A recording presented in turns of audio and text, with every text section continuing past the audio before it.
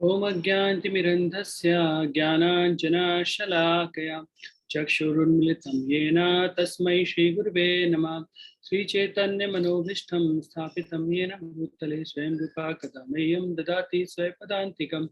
वन्देऽहं श्रीगुरो श्रीयुतापदकमलं श्रीगुरुं वैष्णवांश श्रीरूपं सागरजातं सगणरघुनाथान्वितं तं सजीवं सावधूतं सावधूतं परिजनसहितं कृष्णचैतन्यदेवं श्रीराधा कृष्णपादान् सह गण्डलिता श्रीविशाखान्वितं च नमा ओं विष्णुपादाय कृष्णपृष्ठाय भूतले श्रीमते भक्तिवेदांत स्वामी नामने नमस्ते सरस्वती देवे गौरवाणी प्रचारणे निर्विशेष शून्यवादी पाश्चात्य सतारणे नमो महावदन्याय कृष्ण प्रेम प्रदायते कृष्णाय कृष्ण चैतन्य नामने गौरत्पिषे नमः।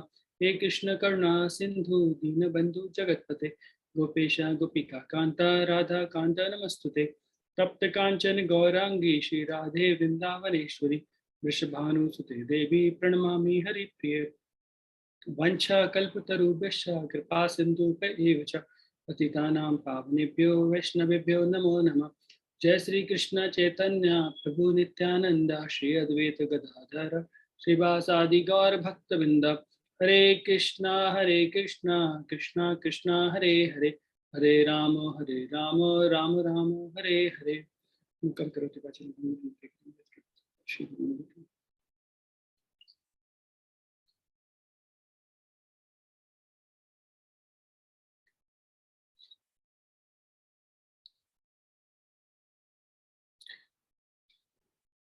हरे कृष्णा।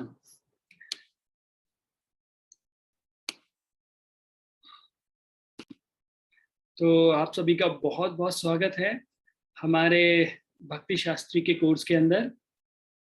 तो अभी अभी हम लोगों ने भक्ति शास्त्री की जो यूनिट नंबर 5 है, जिसके अंदर नेक्टर ऑफ इंस्ट्रक्शन और जो दूसरी बुक आती है ईशोपनिषद आती है, तो हमने नेक्टर ऑफ इंस्ट्रक्शन अर्थात उपदेशामृत बुक कंप्लीट की है।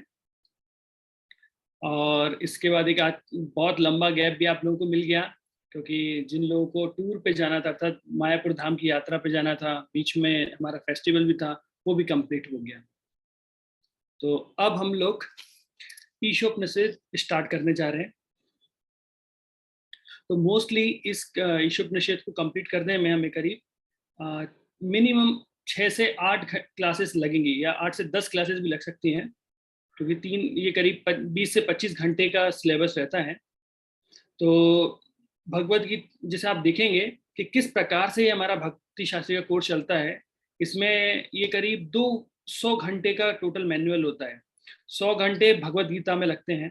भगवत गीता यूनिट 1, यूनिट 2 और यूनिट 3 तीनों को मिलाते हैं तो करीब 100 आवर्स का एक्चुअली ये रहता है। और करीब 50 घंटे भक्ति Rasamrita Sindhu nectar of devotion में लगते हैं, और 50 घंटे आपके ये दोनों बुकों के लगते हैं, 25 hours 25 hours nectar of instruction और ईशोपनिषद, दोनों के 25-25 घंटे मिला के 50 घंटे का ये करीब रहता है। तो हमने एक ऑलरेडी कवर कर लिया है। अब हम ईशोपनिषद में जाएंगे। ईशोपनिषद के अंदर हम लोग जो डिस्कस करने वाले हैं वो उसका पहले इंट्रोडक्शन रहेगा, फिर इसके बाद हम लोग धीरे धीरे करके इसके 18 मंत्र हैं जो हमें कवर करने हैं। और ये हम लोग कुछ एक एक दो दो मतलब 2 या 3 मंत्र एक साथ करके हम रीड करने वाले हैं। लेकिन इसके इंट्रोडक्शन में हमें करीब 1 से 2 क्लास जरूर लग जाएंगे। तो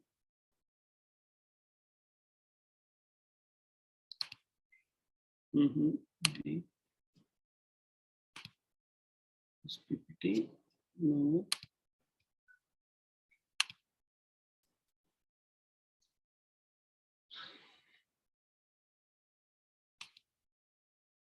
नहीं। तो ये जो कोई बात नहीं।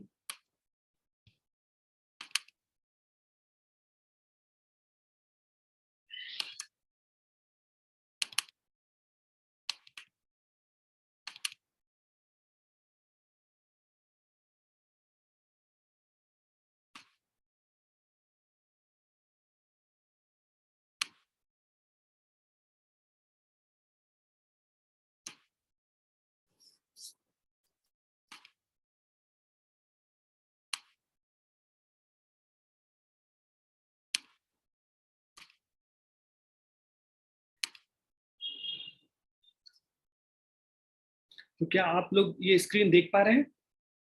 स्क्रीन क्लियर है सब लोगों को? यस प्रभु जी। ओके ओके प्रभु जी। ठीक है, मतलब सभी को दिखाई दे रहा है। तो मैं आपको एक चीज और क्लियर करना चाहता हूँ। देखिए, ये जो कोर्स होता है इसके अंदर बहुत ज्यादा फिलॉसफी होती है। स्पेशली अगर आप देखेंगे, ये ईशोपनिषद मतलब पहला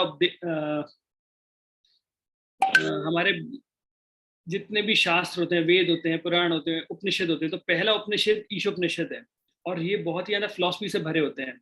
तो इसमें इंटरेक्शन की जरूरत होती है, बार बार पूछने की, जानने की कि आप लोग सही से समझ पा रहे हैं या नहीं समझ पा रहे हैं। तो मैं चाहूंगा कि हम लोग बीच बीच में इंटरेक्शन करते रहें। जहां भी आपको प्रॉब्लम आती है आप बताइए, भैया मुझे लगता है मुझे कुछ क्वेश्चन रेज करने हैं, तो मैं वो पूछ सकता हूँ। ओके, तो अभी हम लोग स्टार्ट करते हैं। श्री ईशोपनिषद के हमारे पाठ्यक्रम क्या होने वाले हैं। जैसा कि मैंने आपको बताया, सबसे पहले हम लोग चालू करेंगे आज का जो रहेगा, जिसके अंदर हम भूमिका से स्टार्ट करेंगे। मींस बैकग्राउंड के बारे में बात करेंगे, ईशोपनिषद क्या है, वेदास क्या है, और किस तरीके से हमारे ये सारी इंडियन स्कूल जो फिलॉसफी है, मतलब या इंडियन बोले या फिर हम वैदिक बोले, कि कौन कौन सी फिलॉसफी चलती है, कौन कौन से अलग अलग टाइप की फिलॉसफी हैं, उपनिषद क्या है, वेद क्या है, तो ये सब कुछ हम भूमिका के अंदर देखेंगे। फिर हम लोग चालू करेंगे मंगलाचरण के साथ। तो ये करीब एक क्लास लेगा आपकी। और फिर जो थर्ड डे हमारा रहेगा वो मंत्र 1 से लेकर 3 हम डिस्कस करेंगे। ये एक ही रिदम में आने वाले हैं। और जैसे आपको याद होगा, लास्ट जो हम लोगों ने 11 श्लोक देखे थे, तब मैंने आपको बताया था कि किस प्रकार से वो अधो श्रद्धा से चालू होकर कहाँ तक गए थे, प्रेम तक। याद है 9 हमने बात की थी, अधो श्रद्धा, भजन क्रिया, अलग अलग श्लोक क्या क्या कैरी कर रहा था। उसी तरीके से यहाँ पर भी ये श्लोक जो रहेंगे वो हमारे जो 3 प्रोसेस होती हैं, संबंध, अभिधेय और प्रयोजन। तो कुछ श्लोक होंगे जो संबंध ज्ञान के बारे में हमें बताएंगे, कुछ श्लोक रहेंगे जो अभिधेय ज्ञान के बारे में बताएंगे, और कुछ श्लोक रहेंगे जो प्रयोजन ज्ञान के बारे में बताएंगे। संबंध अर्थात भगवान, मतलब हम कौन है, हमारा भगवान के साथ क्या संबंध है, भगवान कौन है, ये संबंध ज्ञान। अभिधेय मतलब होता है कि वह संबंध से हमें पता लग गया है, तो संबंध को कैसे पुनः स्थापित करना है भगवान के साथ, और उस डीलिंग में क्या करना है। जैसे मान लीजिए भगवान हमारे पिता है, हम उनके पुत्र हैं, तो अभी क्या है, तो कैसे वो डीलिंग्स करनी है वो अभिधेय में आती है। और प्रयोजन अर्थात हमारा अल्टीमेट गोल क्या है, तो प्रयोजन। तो ये अलग अलग श्लोक जब हम आएंगे तो हम उसमें डिस्कस करेंगे कौन से श्लोक किस में आता है। तो ये तीनों प्रोसेस ये कवर करेंगे। और बहुत कुछ है ईशोपनिषद में समझने के लिए। तो सबसे पहले हम लोग चालू करते हैं पाठ 1 अर्थात भूमिका। और भूमिका में यहाँ से जो हमारा श्लोक ये चालू हो रहा है, जो प्रभुपाद ने लिखा है, तो प्रभुपाद ने एक अपना लेक्चर दिया था, जैसे मैं आपको दिखाता हूँ यहाँ पर, कि जब आप ये किताब उठाएंगे अपनी ईशोपनिषद की, तो ईशोपनिषद के ये इंट्रोडक्शन जो है, तो वो कहाँ पर है कि श्रील प्रभुपाद जी ने ये 6 अक्टूबर 1969 को लंदन में ये लेक्चर दिया था। और इसको इस बुक की जो बुक है हमारी ईशोपनिषद की, इंट्रोडक्शन पार्ट में डाल दिया गया है। और अभी हम लोग इसी इंट्रोडक्शन में से सारी चीजें डिस्कस करने वाले हैं। तो ये ध्यान रखिएगा, ये एक छोटी सी सिनॉप्सिस मैं आपके सामने बता रहा हूँ जो पीपीटी से है, आप लोगों को ये पूरा रीड करना है ना। तो ये बुक एक्चुअली जिन्होंने ईशोपनिषद अभी तक नहीं पढ़ी है, मेरी रिक्वेस्ट रहेगी वो एक बार पढ़ लें, और साथ साथ पढ़ें, और हो सकता है एक श्लोक थोड़ा आगे चले। तो जैसे मैंने आपको बता दिया, पहले हम आज इंट्रोडक्शन डिस्कस करेंगे, भूमिका आएगी, फिर इंट्रोडक्शन के साथ आगे बढ़ेंगे, फिर 1 से 3 नंबर के मंत्रा करेंगे। तो जब मैं आपको एक्सप्लेन करूं उससे पहले आप ये पूरे पढ़ के आइएगा, तो आपके लिए अंडरस्टैंडिंग और अच्छी क्लियर होगी। ओके,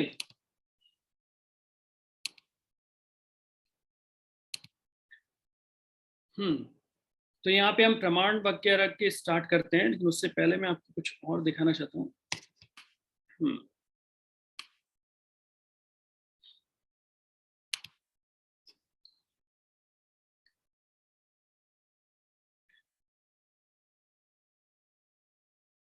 तो जो प्रभुपाद जी ने लिखा है उसके अंदर कितने में क्या क्या बताया गया है। प्रभुपाद जी ने बताया है कि हमारे अंदर 4 प्रकार के दोष होते हैं। इसके अंदर इंट्रोडक्शन के ओवरव्यू में 4 प्रकार के दोष होते हैं। फिर जो वेदास हैं, अर्थात वेद जो होते हैं, वो यूनिवर्सल और एक्सियोमेटिक विजडम हमको देते हैं। एक्सियोमेटिक मतलब होता है जो स्वयं सिद्ध होते हैं, जिनको प्रूव करने के लिए कुछ हमें अलग से कुछ प्रमाण देने की आवश्यकता नहीं होती, तो वेदास वो होते हैं।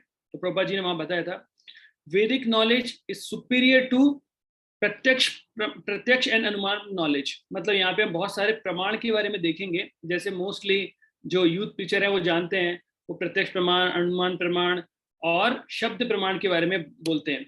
लेकिन रियल में आप वेद में देखेंगे तो 10 प्रकार के प्रमाण होते हैं। 10 प्रकार के प्रमाण होते हैं। लेकिन यहाँ पर केवल क्योंकि जीव गोस्वामी ने ये 3 प्रमाण को स्वीकार किया था, इसलिए हम ये 3 प्रमाण के बारे में बात करते हैं। लेकिन अलग अलग अगर आप फिलॉसफीज में जाएंगे, जैसे जैनिज्म में जाएंगे या बुद्धिज्म में जाएंगे, तो लोगों ने अलग अलग तरीके से इन चीजों को एक्सेप्ट किया हुआ है। तो वो प्रमाण के बारे में हम देखेंगे। लेकिन यहाँ पर जो प्रत्यक्ष और अनुमान से ऊपर शब्द प्रमाण को प्रभुपाद जी ने रखा है, और ये बताया है कि वेदों का जो सार है वो है भगवान कृष्ण को जानना। तो जैसे एक श्लोक है ना जिसमें भगवान बोलते हैं वेदैश्चाहम, किसी को याद है ये श्लोक? वेदैश्च सर्वे अहमेव अहमेव वेद्या। मतलब अगर वेदों को जानने की अगर कोई बात कर रहा है और या फिर उसका जो लक्ष्य है वो क्या है, केवल और केवल भगवान को जानना। Krishna is the ultimate goal of the Vedas. अब इसके बाद 6 प्रकार की फिलॉसफी आती है। तो मैं यहाँ पे केवल आपको बता रहा हूँ, बाकी की इसको हम लोग एक पूरे चार्ट के अंदर बहुत अच्छे तरीके से डिस्कस करने वाले हैं, है ना। तो केवल आपकी क्या है, वो चार्ट के अंदर इतना प्रॉपर नहीं था, इसलिए मैंने बताया आपको। यहाँ पे बताता हूँ पहले अलग से। तो 6 प्रकार के दर्शन के बारे में बोला जाता है, जिन्हें हम इंग्लिश में फिलॉसफी बोलते हैं। तो 6 प्रकार की फिलॉसफी है। तो पहली है न्याय। ये जो न्याय फिलॉसफी है वो गौतम ऋषि ने दी थी, वैशेषिकी। ये कन्नड़ ऋषि थे, उन्होंने बताया था। न्याय मतलब एक्चुअली 2 टाइप के न्याय आएंगे। एक्चुअली यहाँ पे न्याय मतलब होता है लॉजिक, मतलब आप लॉजिक के जरिए अपनी बात को बताते हैं। और सांख्य मतलब, सांख्य सब लोगों को पता है कपिल मुनि के बारे में। 2 कपिल मुनि हुए हैं, एक भगवान कपिल मुनि जिन्होंने सांख्य फिलॉसफी दी, जो हम श्रीमद् भागवतम में पढ़ते हैं। सांख्य मतलब होता है एनालिटिक, मतलब उसके जरिए हम चीजों को जान पाए, सांख्य। तो जो जो यहाँ पे जो कपिल के बारे में बात हो रही है, वो भगवान कपिल के बारे में बात हो रही है। क्योंकि एक और कपिल हुए थे जो कि नास्तिक कपिल थे। लेकिन यहाँ पे एनालिटिक स्टडी, एनालिटिक मतलब क्या, 24 एलिमेंट हम लोग लेंगे, इसमें 5 जो हमारी इंद्रियों के बारे में बात होगी, कुछ जिससे हमें ज्ञान प्राप्त होता है, नॉलेज एक्वायरिंग सेंसेस, या फिर अलग अलग टाइप की इंद्रियों के बारे में, मन बुद्धि अहंकार, ऐसे करके जाते हैं। तो ये लॉर्ड कपिल ने दी थी।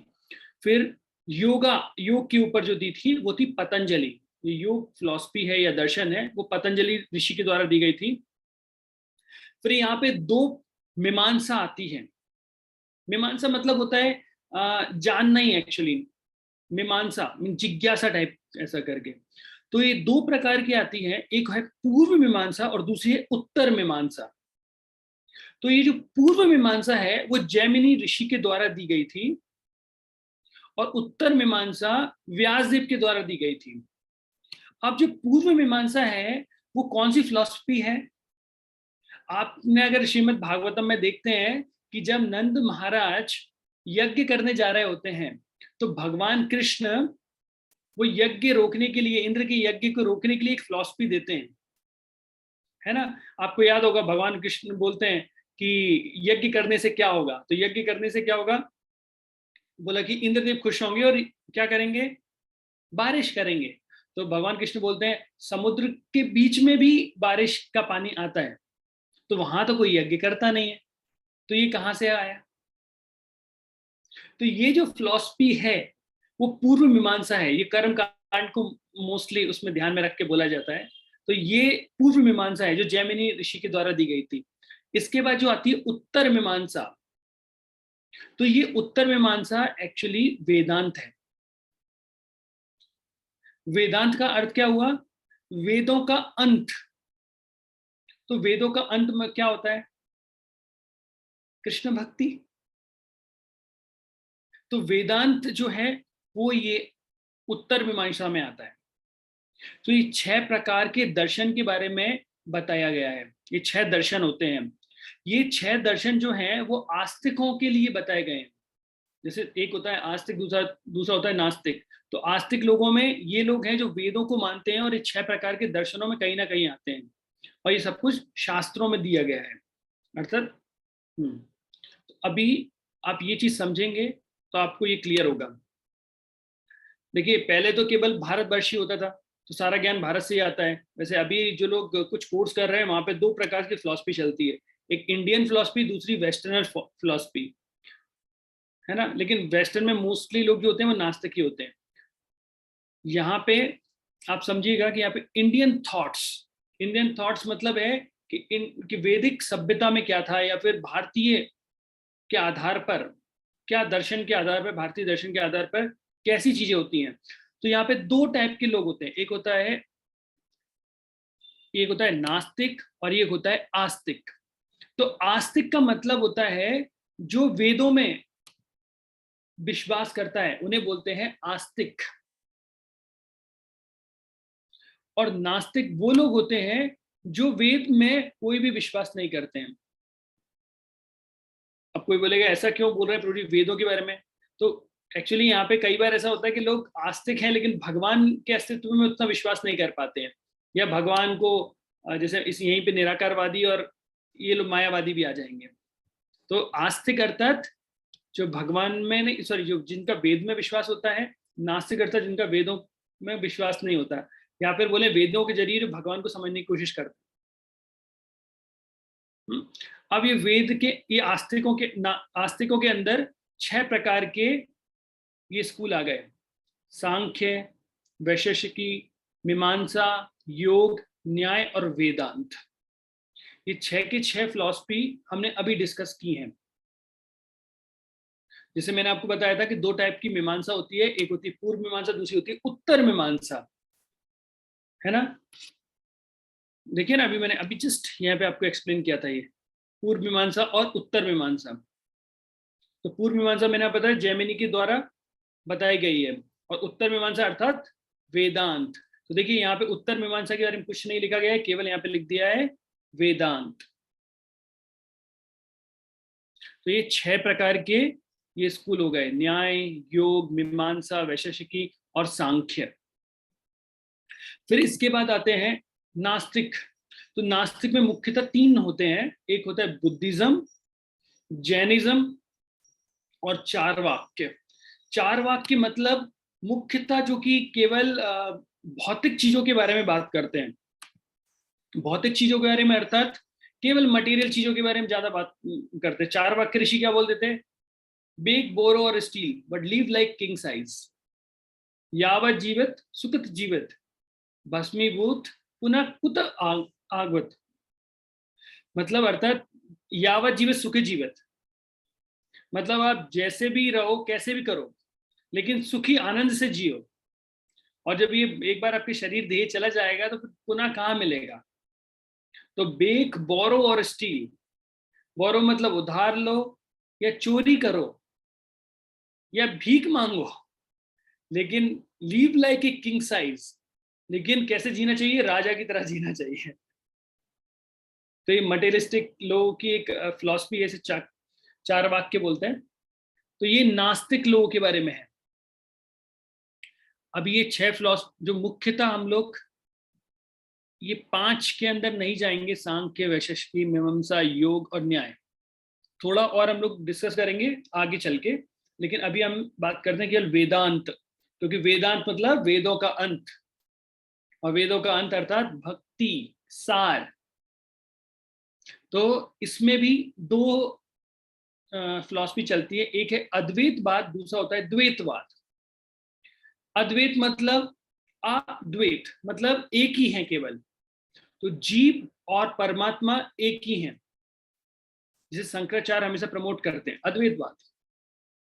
द्वैतवाद मतलब होता है जहां पर बताया जाता है जीव और परमात्मा दोनों अलग अलग होते हैं, द्वैतवाद। एक कई कई बार विशिष्ट अद्वैतवाद के बारे में भी बात की जाती है, तो लेकिन मुख्यतः अद्वैत और द्वैत ये दोनों चलते हैं।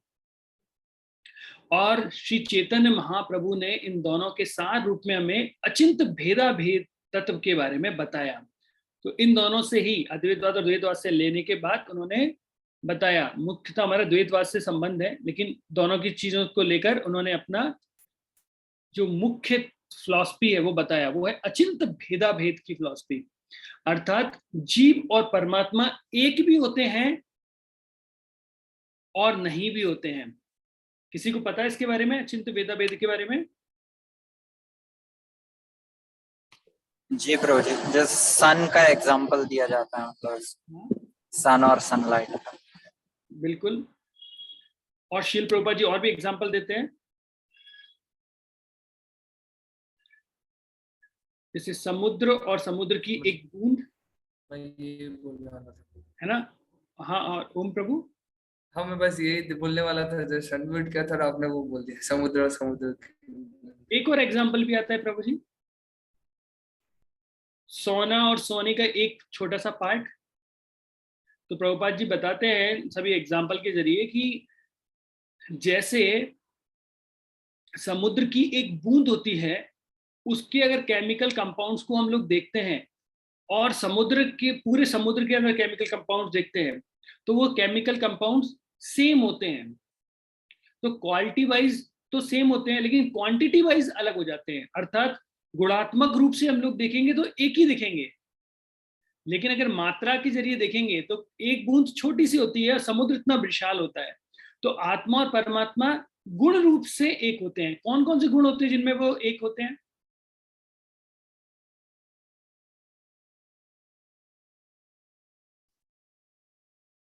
कौन कौन से गुण होते हैं?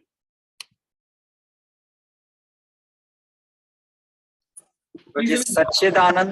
लोकेश्वर प्रभु रुकिए।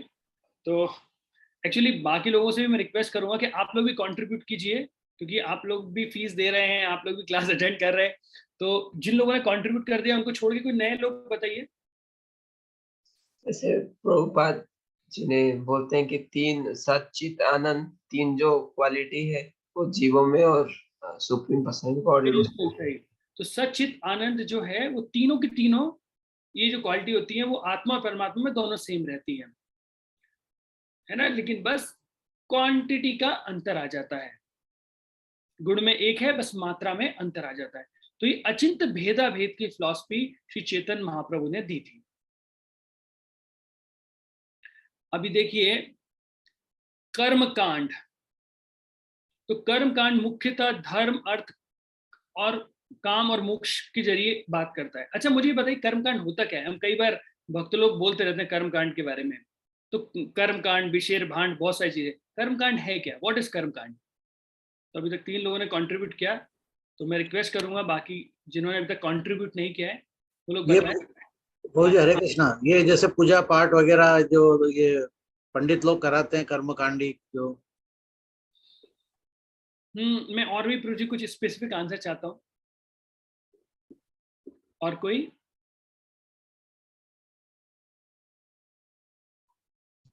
हरे कृष्णा प्रभु।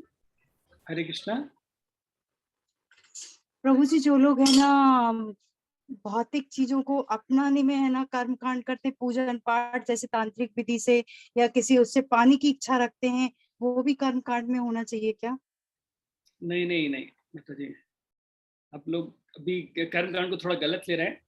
कर्म कांड मतलब शायद प्रोजे ऐसा भी हो सकता है ना कि मैं मतलब मैं जो कर्म कर रहा हूँ और उसको मैं इकट्ठा कर रहा हूँ, वो एज अ योग मतलब एज अ सेक्रीफाइस कुछ मैं मतलब कर रहा हूँ उसको, मतलब इन द सेंस कि पायस एक्टिविटी के लिए, जैसे धर्म का कुछ कार्य के लिए उसको योग मतलब यज्ञ और उसके द्वारा कर रहा हूँ, ऐसा कुछ कर्म कांड। आप बहुत जैसे दान कर रहा हूँ थोड़ा, जैसे मैंने पूरी जिंदगी इकट्ठा करके पैसे लिया और उसको मैंने दान में कर दिया, तो वो भी एक कर्म कांड। आप दान का डिपेंड करेगा। इस्कॉन मंदिर में करेंगे तो भक्ति बन जाएगी, और और कहीं करेंगे तो अंतर आएगा। तो एक्चुअली कर्म कांड का मतलब होता है शास्त्रों में वेदों के जरिए निर्देशों का पालन करना, एक्चुअली कर्म कांड में आता है। अब मुझे बताइए धर्म अर्थ काम मोक्ष ये कहाँ पे डेफिनेशन होती है? 4 पुरुषार्थ होते हैं, ये कर्म कांड के अंदर आते हैं। तो कर्म कांड का मतलब होता है कि व्यक्ति के अंदर भौतिक इच्छाएं हैं, लेकिन उन भौतिक इच्छाओं को पूरी करने के लिए वो वेदों का सहारा ले रहे हैं। मतलब एक सही विधि के द्वारा वो अपनी इच्छा को पूर्ण कर रहे हैं। अगर कर्मकांड शास्त्रों में इसलिए बताया गया है कि शास्त्रों की उचित विधि के द्वारा व्यक्ति अपनी भौतिक इच्छा पूरी करता है। और अगर भौतिक इच्छा मतलब अगर गलत विधि किससे करेगा तो क्या होगा?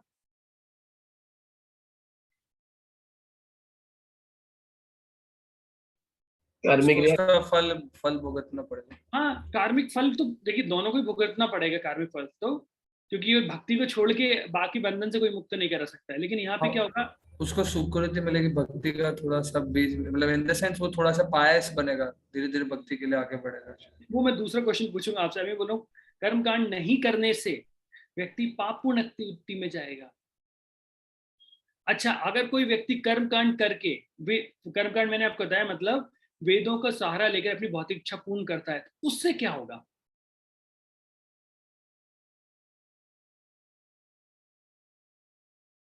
मैं बाकी लोगों से रिक्वेस्ट करूंगा कि प्लीज बताएं, जो भी आपके मन में आता है वो बताइए, भले ही गलत हो कोई बात नहीं।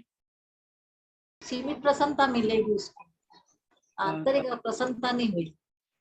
आंतरिक प्रसन्नता मिलेगी? नहीं मिलेगी। नहीं मिलेगी, हाँ। ठीक है। और कुछ?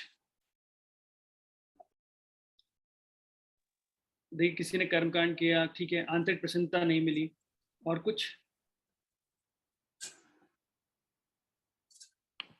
क्षणिक सुख रहेगा प्रभु जी इसका।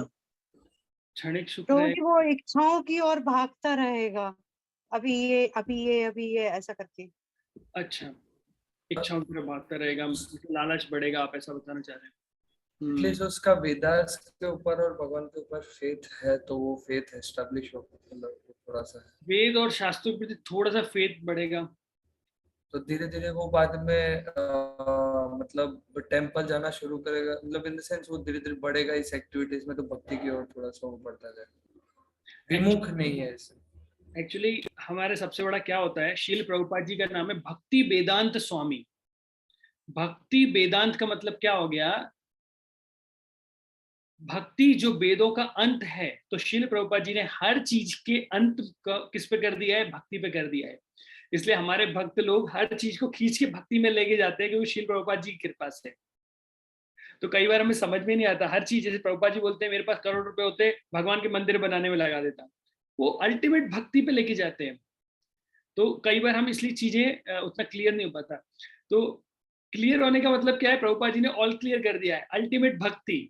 इसलिए प्रभुपाद जी का नाम ही है भक्ति वेदांत स्वामी। कर्म कांड करने से अगर कोई व्यक्ति करेगा तो सबसे पहली बात होगी प्यूरिफिकेशन, शुद्धिकरण होगा उस व्यक्ति का, क्योंकि वो शास्त्रों के द्वारा दी गई चीजों को कर रहा है। दूसरी बात है कि उसके अंदर थोड़ा सा ज्ञान के प्रति रुचि बढ़ेगी, क्योंकि शास्त्रों को पढ़ रहा है। मैंने यही बताया ना, कर्मकांड मतलब ठीक, कर्मकांड को छोड़ के व्यक्ति कर रहा है तो वो तो पापपूर्ण क्रियाओं में गया।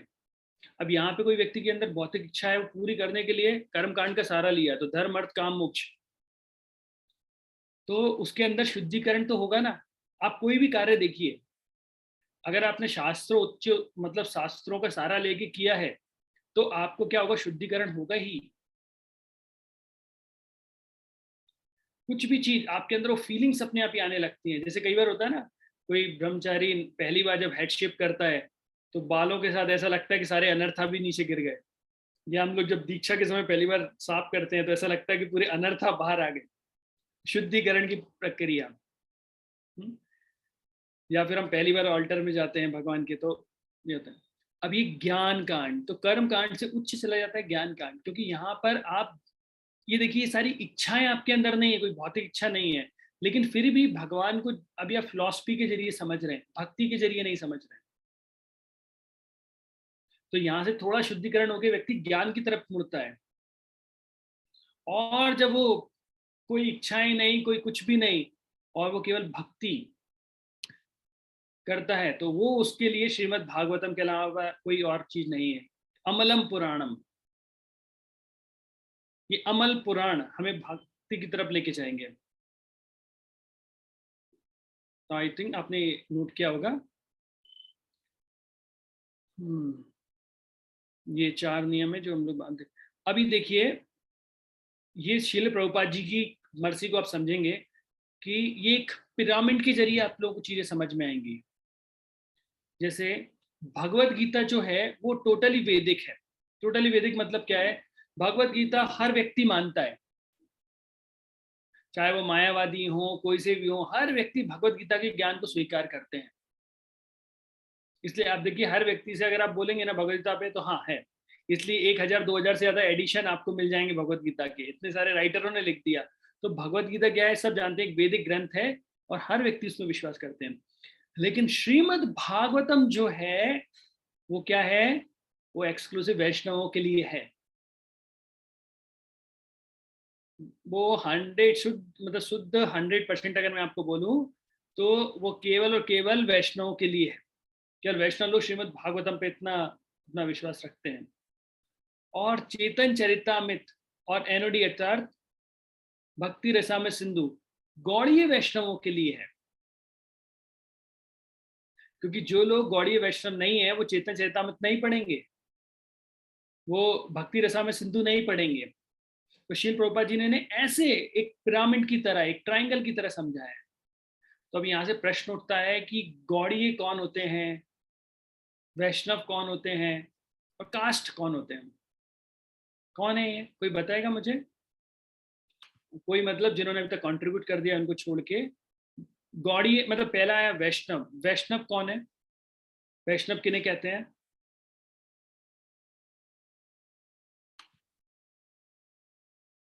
कोई नया व्यक्ति कंट्रीब्यूट करना चाहेगा? हरे कृष्णा प्रभु जी, मैंने क्वेश्चन सुना नहीं आपका ध्यान से। माता जी, मेरा प्रश्न है कि वैष्णव किन्हें कहते हैं, गौड़ीय वैष्णव किन्हें बोलते हैं, या कास्ट किन्हें बोलते हैं?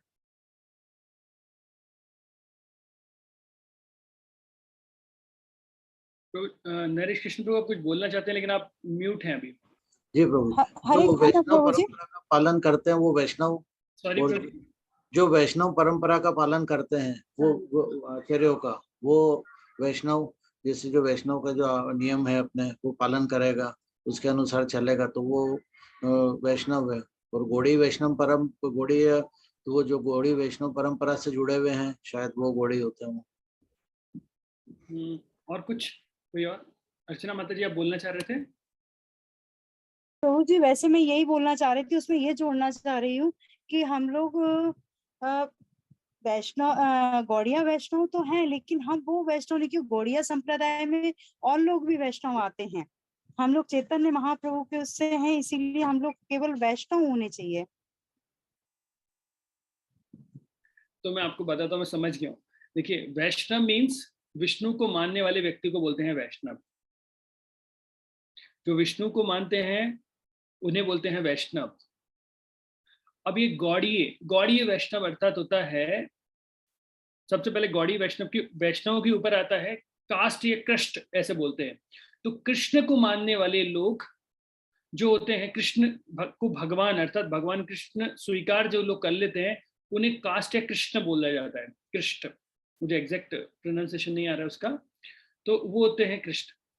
और उसके बाद जो चेतन महाप्रभु को स्वीकार करते हैं भगवान के रूप में, उन्हें गौड़ीय वैष्णव बोला जाता है। गौड़ीय अर्थात होता है बंगाल देश, या फिर गौड़ देश जिसे बोलते हैं, गौड़ देश। तो गौड़ देश से आए हुए लोग, तो गौड़ देश अर्थात बंगाल या फिर चेतन महाप्रभु। तो गौड़ीय वैष्णव अर्थात जो महाप्रभु को मानते हैं। क्योंकि देखिए, बहुत सारे लोग ऐसे होंगे जो विष्णु के उपासक होते हैं, वो विष्णु के उपासक होते हैं, लेकिन वो भगवान कृष्ण को स्वीकार नहीं करते हैं। वो नारायण को स्वीकार करते हैं, लेकिन भगवान कृष्ण ही सर्वश्रेष्ठ है वो स्वीकार नहीं करते हैं। अब आप देखिए ऐसे बहुत सारे संप्रदाय हैं जो भगवान कृष्ण को स्वीकार करते हैं, लेकिन चेतन महाप्रभु को नहीं मानते हैं, है ना। और केवल जो गौड़ीय परंपरा है वो चेतन महाप्रभु को भगवान स्वीकार करती है, इसलिए उन्हें गौड़ीय वैष्णव बोला जाता है।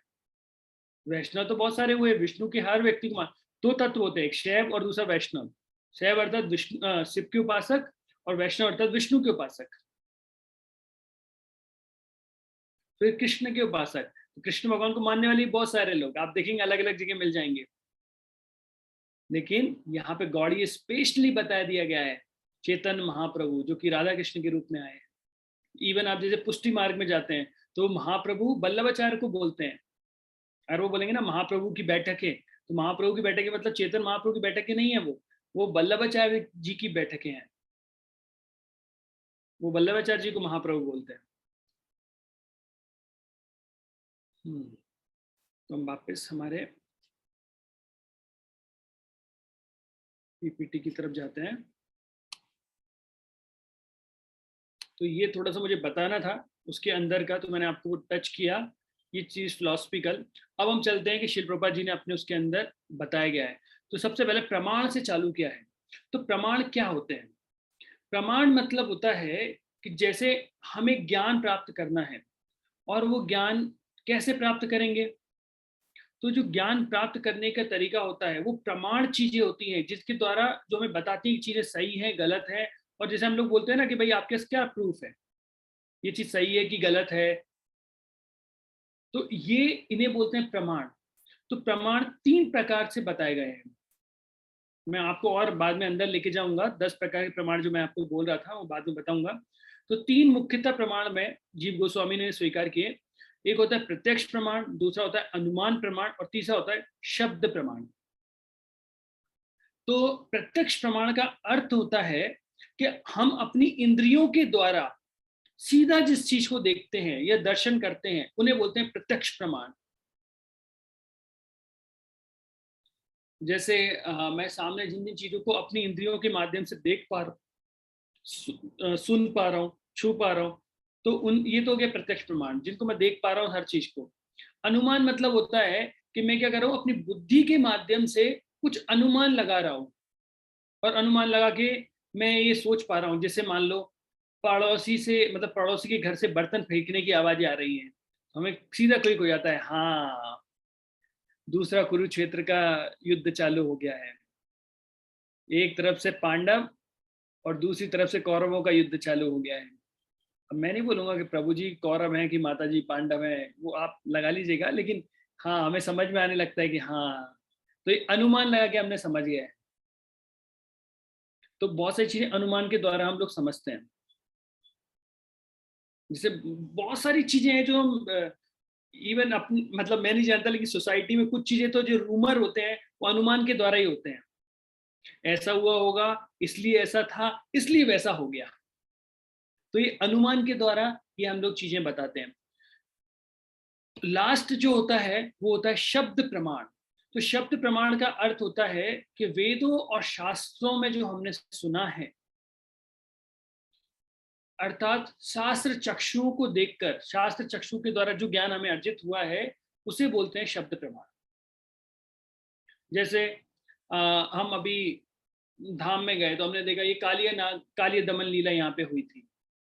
हाँ, तो शास्त्रों में बताया गया भगवान ने ऐसी लीला की थी, तो हम शब्द प्रमाण के माध्यम से चीजें समझ जाते हैं। तो हर एक चीज का हम अपना चीजें देखेंगे, कौन सा अच्छा होता है कैसा होता है वो हम लोग इसमें देखते हैं। तो ये एक कथा आती है, मोस्टली यहाँ पे बहुत सारे यूथ पिक्चर हैं, सब लोगों ने ये डिवाइस दे रखा है और सब लोगों को इसका ज्ञान है। तो ये कथा आती है, एक बुद्धिमान, आप जैसा जो कोई व्यक्ति भक्ति शास्त्री कोर्स कर रहा है वो व्यक्ति, और 6 अंधे व्यक्तियों की। 6 अंधे व्यक्ति थे, और ये 6 अंधे व्यक्ति थे, वो चाहते थे हाथी को देखना, कि भाई हाथी कैसा दिखता है, जानना चाहते थे हाथी कैसा दिखता है, क्योंकि अंधे हैं, देख तो नहीं पा रहे हैं आंख से, तो जानना चाहते थे क्या कैसे दिख। तो वो लोग क्या गए, हाथी के पास गए, और उन्होंने क्या किया, हाथी के अलग अलग पार्ट को पकड़ लिया। तो जिन्होंने हाथी के अलग अलग पार्ट को पकड़ा है उसके हिसाब से वो बोलने लगे हाथी ऐसा दिखता है, हाथी वैसा दिखता है। जैसे मान लीजिए ये जो पहला व्यक्ति है जिसने हाथी की सूंड पकड़ी हुई है, दिखाई दे रहा है आपको, है ना? तो उसको क्या लग रहा है कि हाथी कैसा नजर आता है, हाथी कैसा है?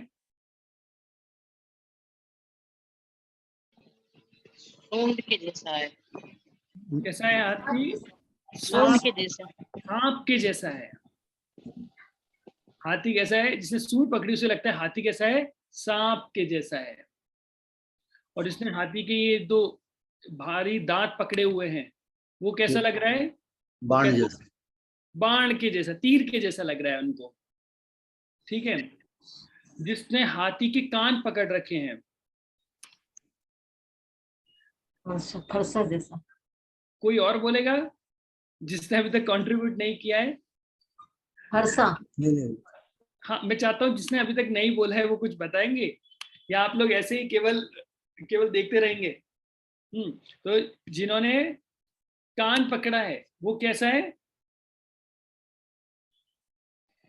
फरसे जैसा है, फरसे जैसा।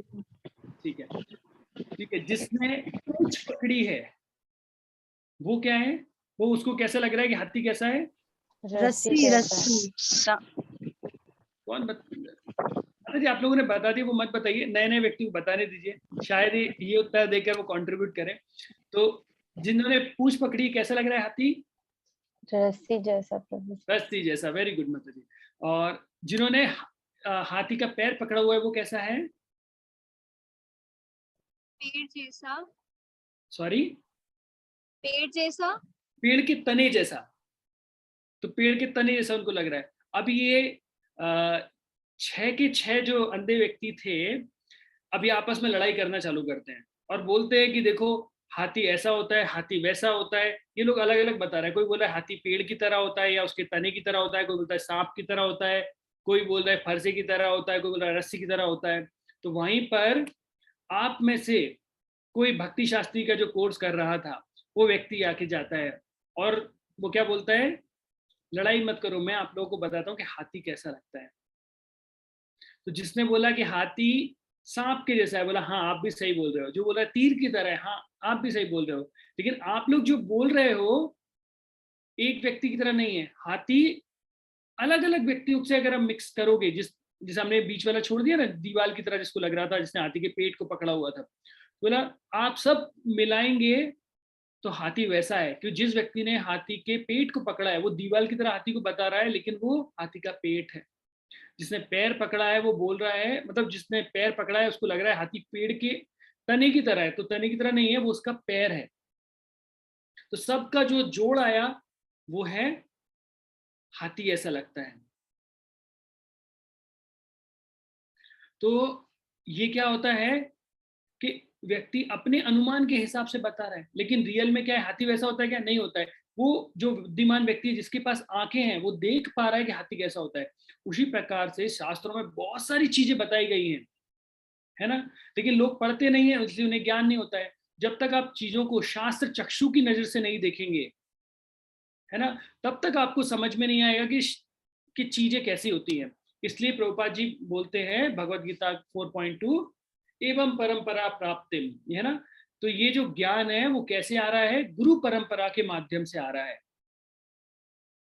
अगर ये ज्ञान गुरु परंपरा के माध्यम से आ रहा है इसका अर्थ है कि वो प्रमाणित ज्ञान है, और अगर नहीं तो इसका मतलब प्रमाणित ज्ञान नहीं है।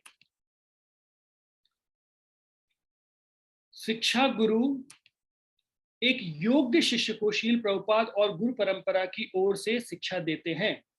दीक्षा गुरु भी शील प्रभुपाद और गुरु परंपरा को सेवा के रूप में आध्यात्मिक उपदेश देते हैं, प्रेरणा देते हैं, औपचारिक दीक्षा और बाद में गायत्री मंत्र प्रदान करते हैं। तो यहाँ पे 2 प्रकार के गुरुओं के बारे में बताया शील प्रभुपाद जी ने कि हमारे 2 गुरु हुए, शिक्षा गुरु और दीक्षा गुरु। ये सब चीजें आपने आईडीसी में पहले कंप्लीट की होगी, है ना। शिक्षा गुरु और दीक्षा गुरु के बारे में आपने पहले ही पढ़ लिया होगा, पर आई थिंक आपने ये जो हमारे में इस्कॉन के अंदर किस प्रकार से लाइन चलती है ये भी आपने देखा होगा। फिर भी मैं आपको बता देता हूँ। शील प्रभुपाद जी कौन है? हमारे संस्थापाचार्य हैं, फाउंडर आचार्य, और इन्हें हम इंग्लिश में क्या बोलते हैं? प्री एमिनेंट शिक्षा गुरु, सभी के शिक्षा गुरु। मतलब अब इस्कॉन के अंदर कितनी भी पीढ़ियां आ जाएं, 10,000 वर्ष तक जितने भी इस्कॉन में लोग आएंगे, सभी के शिक्षा गुरु कौन है? शील प्रभुपाद जी। तो प्री एमिनेंट शिक्षा गुरु सभी के शिक्षा गुरु है। अब शील प्रभुपाद जी के अंदर जीबीसी आता है, जिसको बोलते हैं गवर्निंग बॉडी कमीशन, जो कि कुछ भक्तों की कमिटी है, और वो कमिटी जो है पूरे इस्कॉन को चलाती है। उस जीबीसी के अंदर बहुत सारी मिनिस्ट्रीज आती हैं, अर्थात डिपार्टमेंट आते हैं या कमिटियां आती हैं, मंत्रालय इसको हम लोग बोलते हैं। तो बहुत सारे मंत्रालय आते हैं। जैसे एक मंत्रालय हुआ संन्यास मंत्रालय। तो संन्यास मंत्रालय का अर्थ क्या हुआ? जो भी व्यक्ति संन्यास चाहता है, अब देखिए वो गृहस्थ व्यक्ति भी हो सकता है, ब्रह्मचारी भी हो सकता है, वानप्रस्थ भी हो सकता है। जो भी व्यक्ति संन्यास ग्रहण करना चाहता है तो वो क्या करेगा? अपनी एप्लीकेशन इस संन्यास मंत्रालय को भेजेंगे। हिज होलीनेस प्रहलादानंद महाराज इसके मेन व्यक्ति हैं। तो उनको ये संन्यास मंत्रालय को भेजते हैं, और फिर संन्यास मंत्रालय की जो भी फॉर्मेलिटीज होती हैं, जो भी प्रोसीजर होते हैं, उससे वो व्यक्ति को निकलना होता है, तब वो व्यक्ति संन्यास ग्रहण कर पाएगा। फिर जीबीसी के अंदर और कैसी कमेटियां होती हैं? जैसे गुरु सेवा कमेटी होती है। गुरु सेवा मतलब अब आप सन्यासी हैं लेकिन आपको गुरु बनना है, तो ये गुरु सेवा कमेटी ही आपको आज्ञा देगी। आपको क्या करना पड़ेगा? गुरु बनना चाहते हैं तो उसकी एप्लीकेशन आप इस कमेटी को देंगे, और वहां से मिलते हैं। जैसे हिज होलीनेस भक्ति प्रेम स्वामी महाराज हमारे, वो सन्यासी हैं लेकिन अभी गुरु नहीं है। तो सन्यास लेने के लिए उन्हें सन्यास मंत्रालय से परमिशन प्राप्त की, फिर उनका सन्यास हुआ, जो भी उनका टाइम होता है, सारी चीजें। अभी वो गुरु, जब भी वो महाराज का है, तो गुरु बनने के लिए गुरु सेवा कमेटी पे जाना पड़ेगा। अब ये इनके अलावा और क्या होता है? कुछ उनकी अलग अलग और छोटे छोटे प्रभारी होते हैं, जैसे ब्यूरो कमेटी हम बोलते हैं। ब्यूरो जो अलग अलग इंडिया को देखती है, या फिर अलग अलग ऐसे होते हैं, स्थानीय संगठन होते हैं। अब ये संगठन के अंदर क्या आते हैं? इन संगठनों के अंदर मंदिर अध्यक्ष अर्थात मंदिर के प्रेसिडेंट्स आते हैं। अगर कोई नाम हट्ट चला रहा है तो नाम हट्ट संचालक आते हैं। ऐसे अलग अलग इनके अंदर में आते हैं। अब मान लीजिए एक मंदिर है हमारा, अब उस मंदिर के जितने भी लोग हैं वो मंदिर अध्यक्ष के अंदर आते हैं। तो वो निवासी भक्त भी हो सकते हैं या बाहर रहने वाले भक्त भी हो सकते हैं, मतलब ब्रह्मचारी, गृहस्थ, वानप्रस्थ कोई भी हो, सब वो मंदिर अध्यक्ष के अंदर आएंगे। और यहाँ पर ये नामट के व्यक्ति हैं, नामट अर्थात लोग कोई बाहर जाके प्रचार करते हैं, तो वो सब लोग इस नामहट्ट के अंदर आते हैं। तो इस तरीके से हमारी एक परंपरा चली आ रही है। जैसे पहले होता था कि गुरु बैठते थे और शिष्य लोग उनके गुरुकुल में आते थे, और गुरुकुल में आने के बाद क्या होता था? शिक्षा ग्रहण करते थे। और इस तरीके से ये गुरु शिष्य परंपरा चलती थी। एक गुरु, बहुत सारे शिष्य, और वो उनको शिक्षा दे रहे हैं। तो इस तरीके से ये चीजें चलती थी। अभी हम धीरे से एंटर कर रहे हैं अभी, है ना? तो आपको और चीज समझ में आएंगी। अब श्रील प्रभुपाद जी बताते हैं 4 दोषों के बारे में,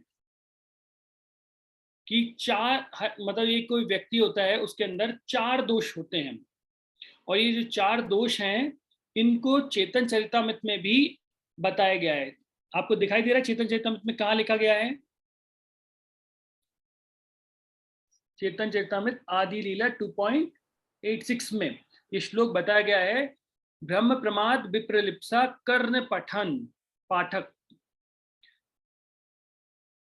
ये 4 प्रकार के दोष हैं जो हर एक व्यक्ति में होते हैं। ब्रह्म प्रमाद, विप्रलिप्सा और कर्ण पाठव।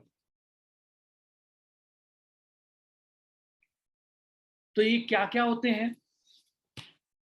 हर एक व्यक्ति भ्रमित अवस्था में रहता है,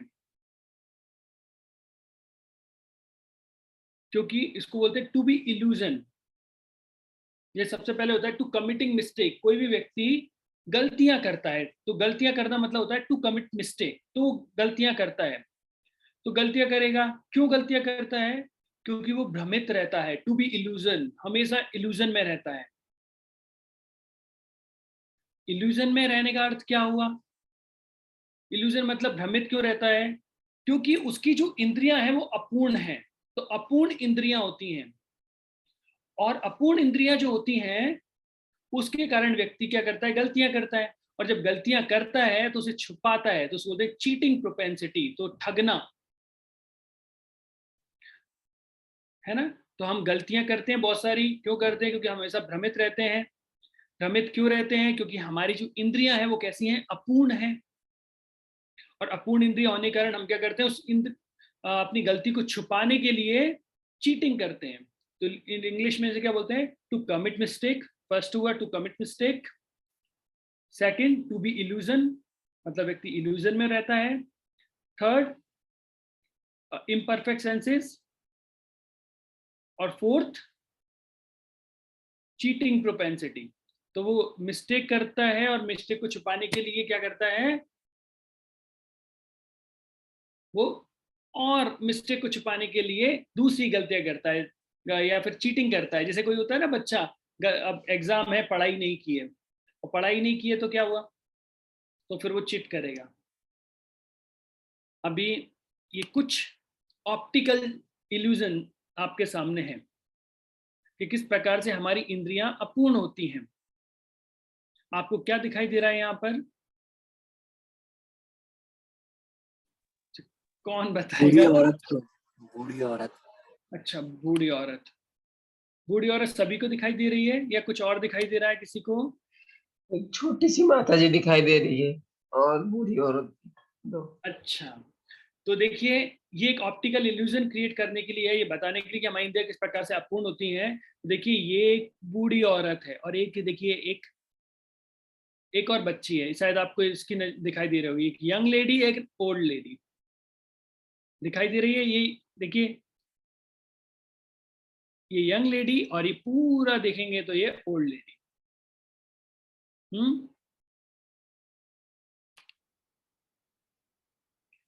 अपने आप को ऐसे थोड़ा फोकस करके सेंटर से आप अगर ऐसे करेंगे ना, तो आपको ये थोड़ा घूमता हुआ और वैसे भी थोड़ा प्रतीत होते हैं।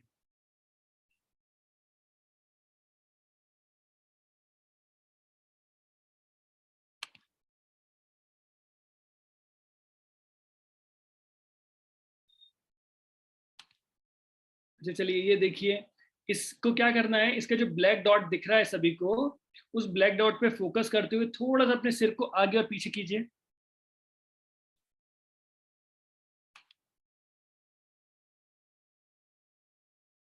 क्या ये घूमते हुए दिखाई दे रहे हैं या नहीं दिखाई दे रहे हैं?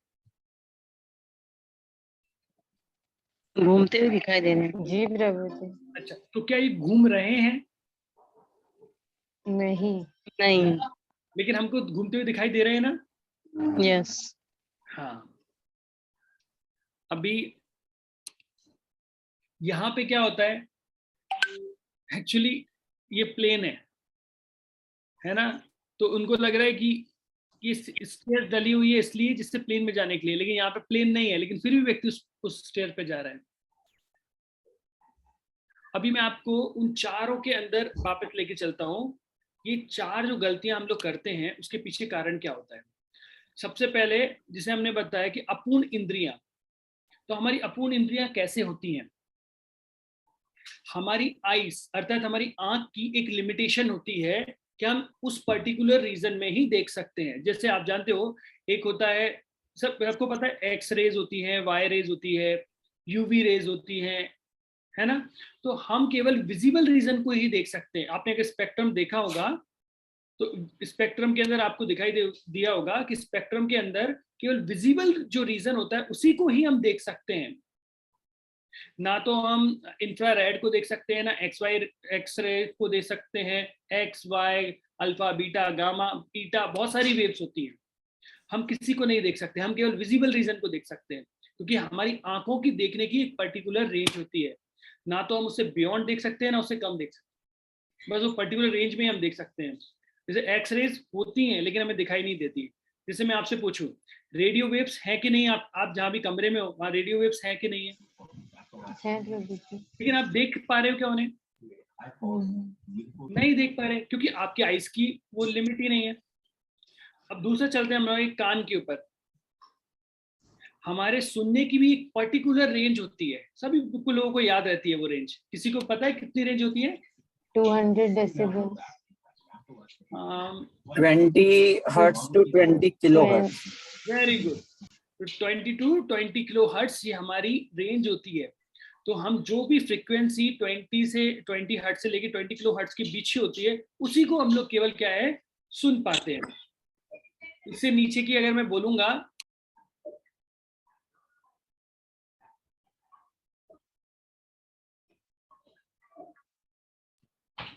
क्या आप लोगों को सुनाई दे रहा था? नहीं सुनाई दे रहा था ना, मैं तो म्यूट करके बोल रहा था आप लोगों को। तो मीन्स मैं आपको बता रहा हूँ कि उससे नीचे की हर्ट्ज होगी ना तो केवल हमको हॉट हिलते हुए दिखाई देंगे लेकिन आवाज नहीं आएगी। या आपने सुपरसोनिक स्पीड में देखे होंगे, सुपरसोनिक या अल्ट्रासाउंड साउंड। तो ये साउंड बहुत सारे होते हैं जो 20 किलो हर्ट्ज से ऊपर भी होते हैं। अच्छा ये साउंड हम नहीं सुन पाते 20 किलो हर्ट्ज से ऊपर के साउंड, तो क्या कोई है जो सुन पाता है 20 हर्ट्ज से नीचे और 20 किलो हर्ट्ज से ऊपर? अरे बहुत सारे यूथ प्रीचर है भाई, कोई आंसर नहीं दे रहा है। कितने तो लेक्चर दिए आपने डिवाइस में इसके ऊपर? चमगादड़ सुनता है प्रोजेक्ट ऊपर। Very good. और कुत्ते जो डॉग सुनता है।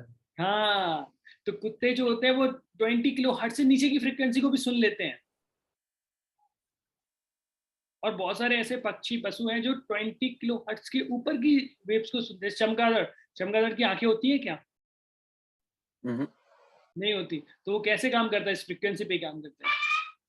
तो ये पर्टिकुलर हमारी फ्रीक्वेंसी होती है जिसी को हम सुन सकते हैं, उसके नीचे की हम नहीं सुन सकते, इसलिए हमारी इंद्रियां तो अपूर्ण है ना। अभी आप कोई स्केल जो कि उसका मेजरमेंट ही गलत हो, आप उसे मेजरमेंट करेंगे तो गलत ही आएगा। तो उस तरीके से हमारी इंद्रियां अपूर्ण है तो क्या होगा, तो गलतियां तो होंगी ना हमसे। इंद्रियां अपूर्ण है तो गलतियां होंगी, क्योंकि हम लोग क्या हो जाते हैं, भ्रमित हो जाते हैं। देखो जैसे आप लोगों ने मुझे बताया यहाँ पे तो जी ये हिल रही है डिस्क, जो डिस्क है वो हिल रही है, ये हिल रही है क्या वो? नहीं। क्यों? क्योंकि भ्रमित हो जाते हैं हम लोग। अगर आप लोग और भी ज़्यादा देखना चाहते हैं तो आप क्या कीजिएगा, एक YouTube में बस लिख दीजिएगा ऑप्टिकल इल्यूजन, आपको बहुत सारे वीडियो मिल जाएंगे। तो ये क्या हो जाता है, हम भ्रमित हो जाते हैं, और भ्रमित हो जाते हैं तो उसे छुपाने के लिए हम क्या करते हैं, चीटिंग करते हैं। गलतियां इंसान से ही होती हैं और गलती से हम इंसान हैं। प्रभुपाद जी बोलते थे महात्मा गांधी को पहले ही पता लग गया था कि वो जिस सभागृह में जा रहे हैं आज वहां पे उनकी डेथ की साजिश हो रही है, लेकिन महात्मा गांधी फिर भी गए और उनकी डेथ हुई।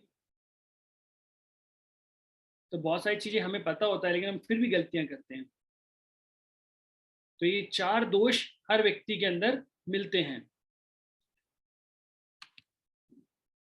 श्री प्रभुपाद जी ईशोपनिषद की भूमिका में लिखते हैं, बद्ध जीव में इन दोषों के होते हुए हम किसी को पूर्ण ज्ञान प्रदान नहीं कर सकते, ना ही हम स्वयं पूर्ण हैं, अतएव हम वेदों को यथा रूप में स्वीकार करते हैं। तो जो हम बद्ध जीव हैं, हमें पूर्ण ज्ञान नहीं है, इसलिए हमें क्या करना पड़ेगा, वेदों को यथा रूप स्वीकार करना पड़ेगा। ये कौन सा प्रमाण के बारे में बात कर रहे हैं श्री प्रभुपाद जी? शब्द प्रमाण के बारे में बात कर रहे हैं। क्योंकि प्रत्यक्ष प्रमाण के अकॉर्डिंग तो क्या होता है, प्रत्यक्ष प्रमाण मतलब जो हम आंखों से देखते हैं। जैसे जब आप ट्रेन, जैसे मैं आपको बोलता हूँ गर्मी के दिनों में भी सबने देखा होगा, जब सड़क पे कार चलाते हैं या बाइक चलाते हैं तो ऐसा लगता है जैसे वहां पर पानी दिखाई देता है सड़क पे। अगर दूर से अगर देखते हैं तो वो क्या वो पानी होता है? नहीं होता है। वो क्या होती है, भाप होती है जो हमको हीट निकलती हुई दिखाई देती है, उसके कारण में लगता है। या फिर रेगिस्तान में व्यक्ति को मृगमरीचिका दिखाई देती है। मृगमरीचिका मतलब क्या, जहां पर भी पानी होता है वहां पर पेड़ का जो प्रतिबिंब होता है वो उल्टा बन जाता है। और रेगिस्तान में हीट होने के कारण वो जब उल्टा दिखाई देता है तो व्यक्ति को लगता है कि यहाँ पे पानी है। मृग क्या बोलते हैं, मिराज, जिसको हम लोग इंग्लिश में मिराज बोलते हैं। तो ये सारी चीजें होती हैं प्रत्यक्ष के अंदर। ट्रेन की पटरियां ऐसी सीधी होती है ना, लेकिन जब देखते हैं तो ऐसा लगता है वो मिल रही होती है। तो ये प्रत्यक्ष प्रमाण में परेशानी आती है। अनुमान प्रमाण में तो आप जानते हैं हम केवल अनुमान लगाते रहते हैं। अब जैसे हमें लग रहा है कि पड़ोसी में लड़ाई हो रही है, लेकिन क्या पता है कि भाई वो कोई हॉलीवुड की मूवी देख रहे थे। तो हम अपने अनुसार अनुमान लगाते रहते हैं, और अनुमान क्या होता है, कई बार गलत भी होता है, कई बार के बहुत से टाइम गलत हो जाता है। इसलिए प्रत्यक्ष प्रमाण, अनुमान प्रमाण दोनों ही गलत होते हैं। उनसे ऐसा नहीं कि हमें ज्ञान प्राप्त नहीं होता है, ज्ञान प्राप्त होता है, लेकिन लिमिटेड होता है। 100% करेक्ट होगा इसका कोई भी प्रूफ नहीं होता है। प्रत्यक्ष ऐसा नहीं कि भाई आप जो चीज देख रहे हो वो गलत है, नहीं, जो आप चीज देख रहे हो वो गलत भी हो सकती है और सही भी हो सकती है। जैसे हम बचपन में वो साइंस के प्रोजेक्ट देखते हैं ना, कि पानी का एक गिलास लिया, उसमें एक छड़ या कोई रॉड को डाला, और जब देखते हैं तो कैसी दिखाई देती है, बैंड होती हुई दिखाई देती है, थोड़ी सी तिरछी दिखाई देती है। क्या वो छड़ तिरछी हो गई क्या? नहीं, ये भी हमारा एक इल्यूजन हो जाता है हमें। तो आपको समझ में आ रहा होगा ना ये सारी चीजों से। लेकिन शब्द प्रमाण, जैसे अगर एक पुत्र को पता करना है कि मेरे पिता कौन है, तो कैसे पता करेगा? माता से पूछकर। माता से पूछ के। तो माता जी ने अल्टीमेट आंसर बता दिया। लेकिन आजकल के अगर कोई व्यक्ति से पूछते तो बोलता डीएनए कराएंगे प्रभु जी, है ना, या फिर तो डीएनए कराना। तो साइंटिफिक अगर डीएनए आप कराएंगे ना, तो ऐसा है करीब अगर देखा था 500 लोगों में से अगर आपको 500 लोगों का डीएनए चेक कराने में पता नहीं कितना, मैंने देखा इतने सालों लगते हैं। एक्चुअली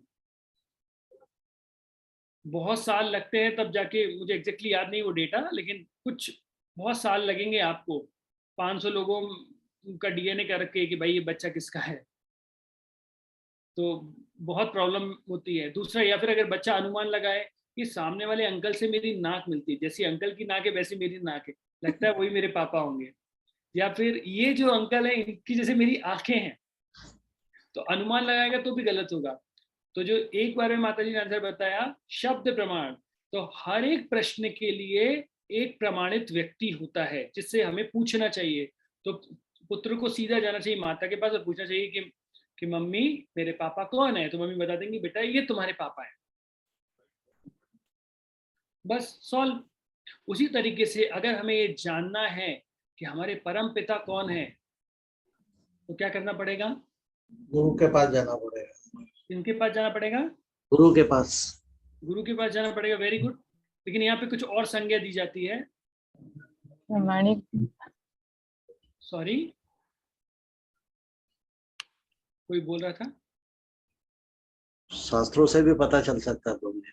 हाँ, वेद। तो हमें वेदों के पास जब जाएंगे तो वेद हमारी माता की तरह है, जो हमें बताते हैं हमारे पिता, परम पिता कौन है। तो वेदों के माध्यम से हम जान पाएंगे कि हमारे परम पिता कौन है। जिस तरीके से ये शब्द प्रमाण, इसलिए माता उस प्रश्न के लिए उपयुक्त थी, उसी तरीके से वेद जो है इस प्रश्न के लिए बिल्कुल करेक्ट है। आप उनसे डायरेक्ट पूछ सकते हैं। जब वेद से पूछेंगे तो हमें बताएंगे कि हमारे माता कौन है, सॉरी पिता कौन है। वेद हमें बता देंगे, वेद हमारी माता की तरह आती है। वेद का मतलब क्या होता है?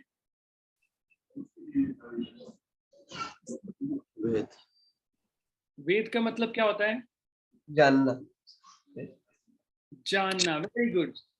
वेद का मतलब होता है, वेद जो होता है विद धातु से आता है, उसका मतलब होता है जानना।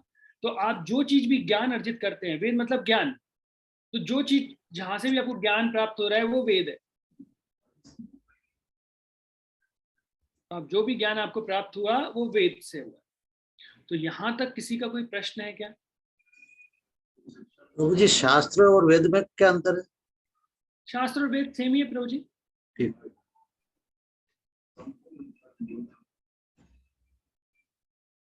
किसी और का कोई प्रश्न?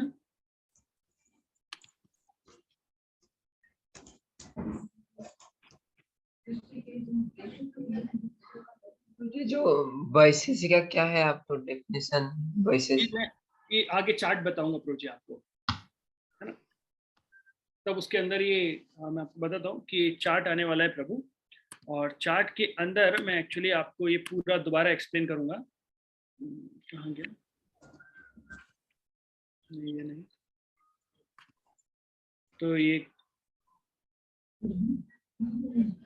कहाँ गया? हाँ, ये इसके अंदर प्रोजेक्ट ऑलरेडी ये पूरा चार्ट आने वाला है, आप चिंता मत कीजिए।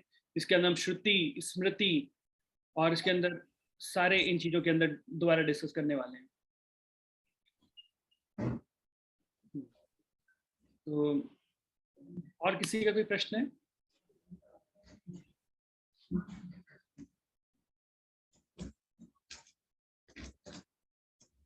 नहीं? तो एक्चुअली मैं आपको ये बताना चाहूँगा कि आज की क्लास हम यहीं तक रखेंगे, क्योंकि आज वेडनेसडे मेरा एक और क्लास है। नेक्स्ट हम लोग कल जैसे हमारा भी रेगुलर चलेगा 7 to 9 हम लोग कंटिन्यूस क्लास रखेंगे, और हमें करीब 6 से, मैंने जैसे आपको पहले ही बताया था, इतनी क्लासेस हमको लगेंगी, और इसमें हम लोग इसी मोस्ट प्रोबेबली हम लोग 3 तारीख तक ये अपना पूरा कंप्लीट कर लेंगे।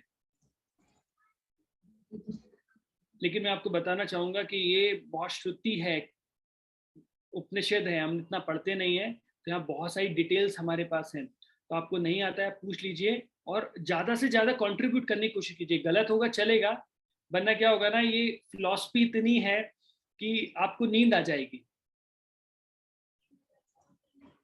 है ना। मैं 2 घंटे तक लगातार, मैंने आपकी डाइजेशन पावर उतनी नहीं हो पाएगी, आप लगातार 2 घंटे सुने। इसलिए मैं चाहता हूँ कि आप बीच बीच में पूछते रहिए, या फिर एटलीस्ट छोटे छोटे क्वेश्चंस के आंसर दीजिए, और बहुत सारी चीजें जानने के लिए।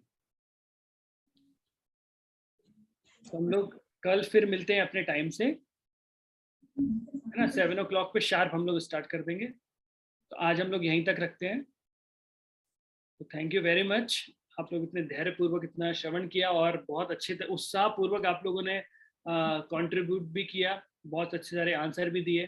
Thank you very much. कल हम लोग फिर मिलते हैं दोबारा भक्ति शास्त्री क्लास में।